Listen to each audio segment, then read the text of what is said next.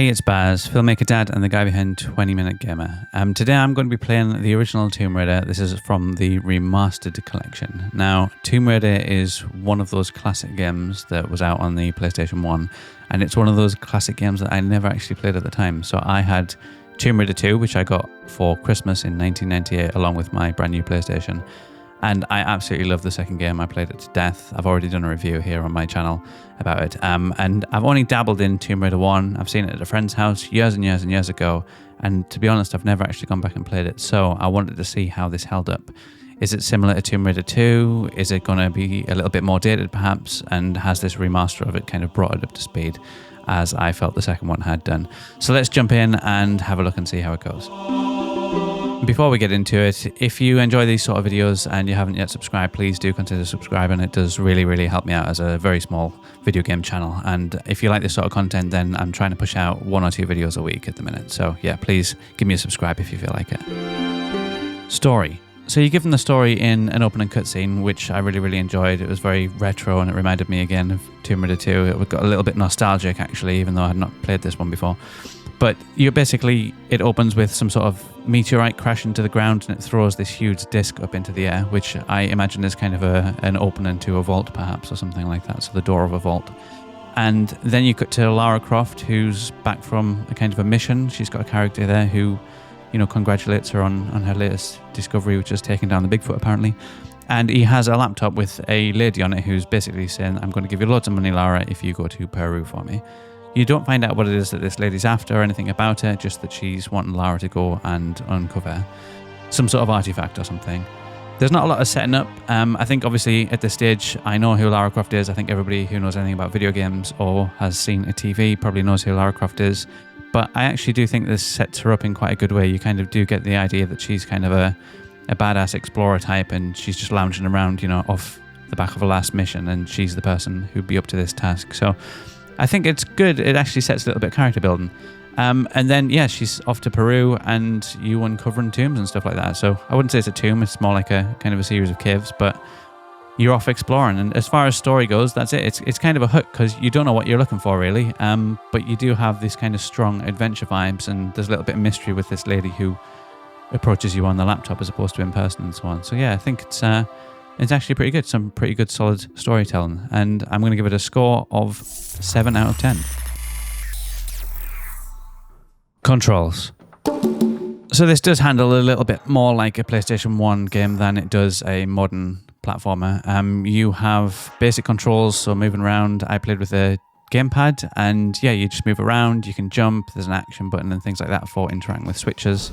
You have an aim which kind of locks on to the nearest bad guy, but you have to be facing them, which I found was interesting because my memory of Tomb Raider 2 is that you can just hit the lock-on button and even if the enemy's behind you, Lara will kind of point her gun over her shoulder and lets you orientate yourself. But here, it didn't really have that lock-on. She locks on, but the camera doesn't, if that makes sense. So it felt a little old in that fashion. I had to keep spinning around and pointing her in the direction of the enemy.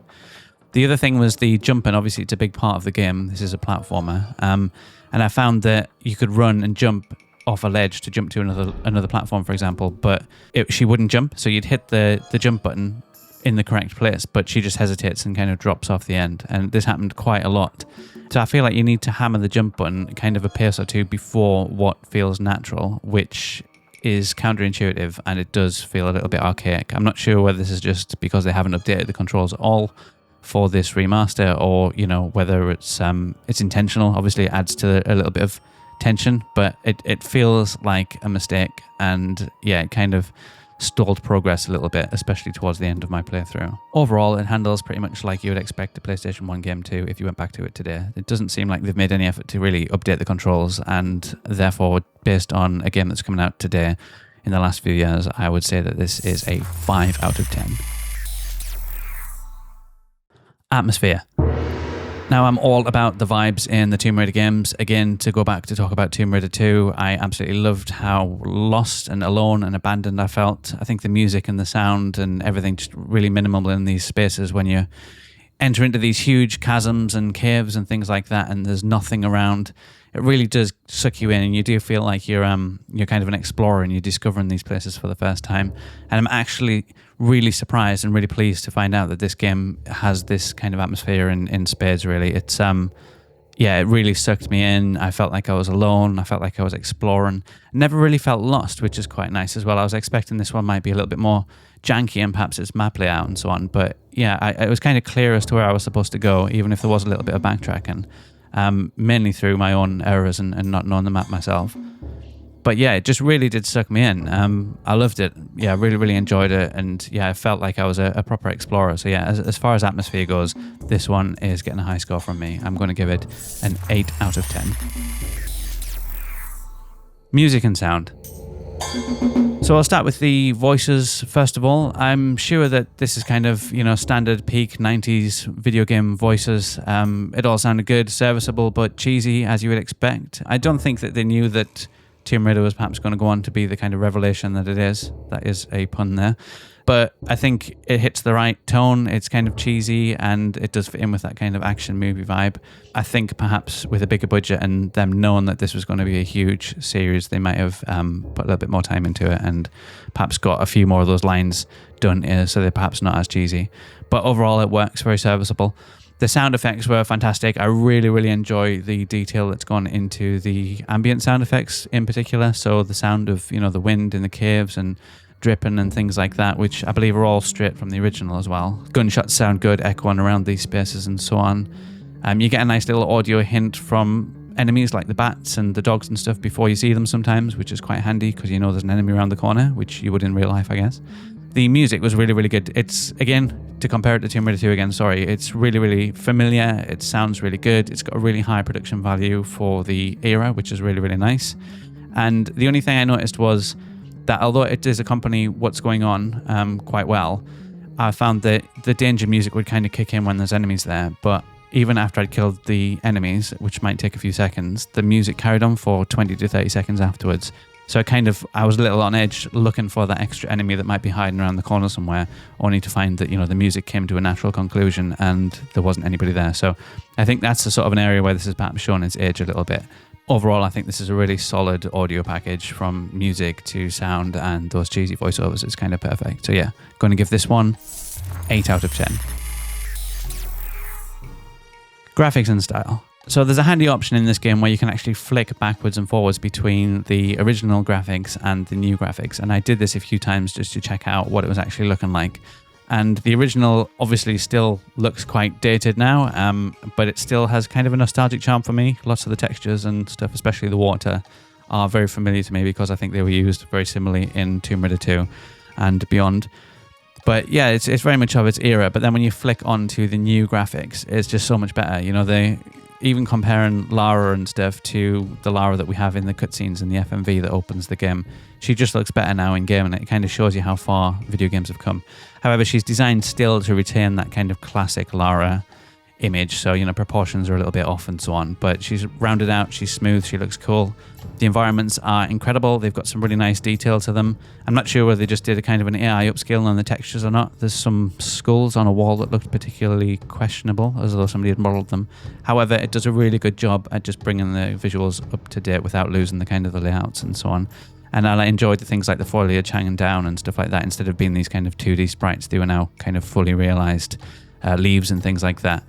Another area where it looked really good was the water. You've obviously got nice water effects. There's a nice kind of tint to everything when you're under the water, but the surface itself looked really nice. Although it didn't really interact with Lara that much when she's in it, which I would have liked.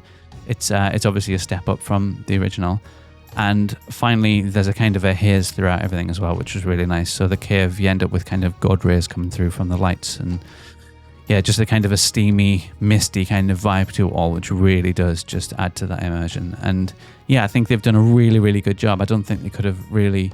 I think if they'd done more on it and tried to bring the graphics more up to speed and perhaps given it more of a kind of a high quality overhaul, it might have lost the charm of the original. So I think they've sat this perfectly where it needs to be, and I am going to give this a 9 out of 10. Gameplay. So 20 minutes, what did I actually do? Well, you've got a little bit of cutscenes at the start to set the scene. I didn't take that into my running time consideration because I wanted to, just count the gameplay. So what I actually do, I explored basically, and I shot lots of dogs. That's probably the best way I can describe it. There's a lot of enemies in this. There are dogs, there's one bear, and I encountered lots of bats as well. I'll say dogs, wolves. And they are peppered throughout the levels. They're quite cool, actually. They're hidden in some quirky places. There was one that was like hidden and jumped out at me, which gave me a bit of a shock. And the same with the bats. You can sometimes see them hanging down, and sometimes you don't see them till they kind of drop on you. The bear, I did just walk straight into it, not knowing what it was, and then it turned around. It was very obviously a bear, and I shot it to bits.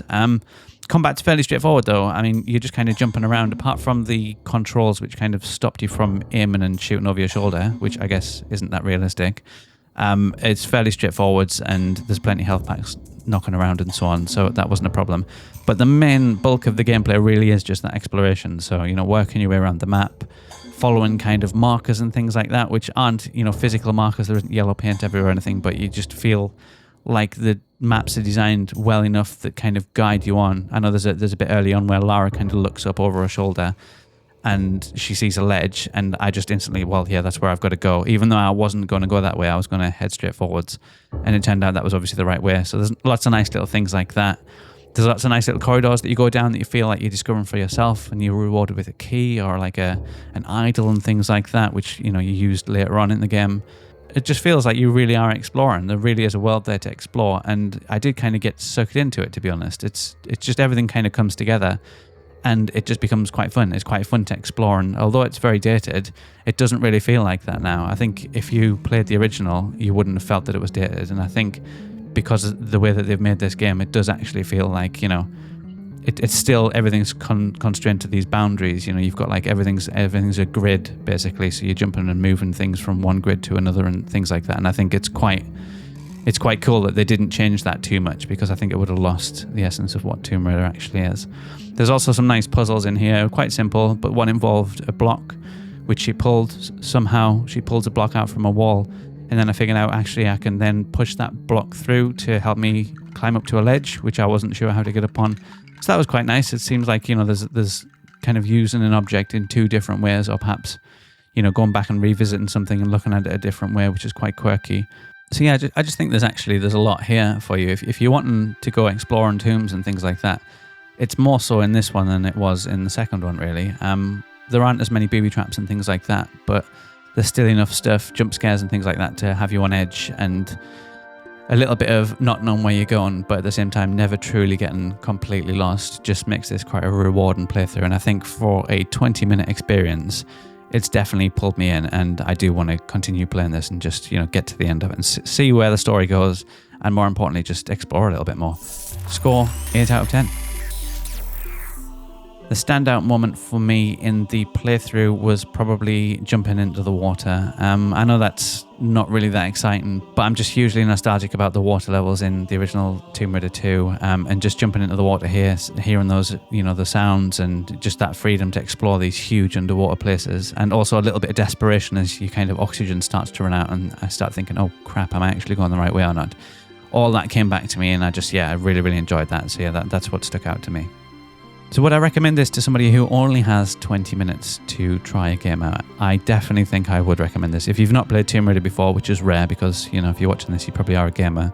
But if you haven't played Tomb Raider before, what better place to start, really? I think before you look at remasters and, new trilogies and things like that, jump back into the original. This is an excellent way to experience it. And I think if you have played this game before, you're going to get really good vibes out of it as well. I think it's worth revisiting it, just to see these updated graphics. It's not an expensive game now, and I think it's definitely going to be worth your money. And yeah, as a 20-minute experience, it's definitely worth a look because you get a lot out of it. It's also going to pull you in, so if you did want to have a little bit more time playing it, there's definitely plenty here to keep you hooked. So yeah, this is definitely a recommendation for me, and I'm going to give it an 8 out of 10. So the original Tomb Raider, where does it sit for you? Have you played the remaster, or would you not touch it and just stick to the original? Or have you never played Tomb Raider? I'd love to hear in the comments. This is the first time I've actually done a video without writing a script beforehand and just recording the voiceover off the back of it, so I'd love to hear your thoughts on to whether this is a good approach or whether I should stick to my scripts. Let me know your thoughts. If you like this sort of thing, please, as I said, do give me a subscribe and I can keep making these videos. And I look forward to seeing you on the next one.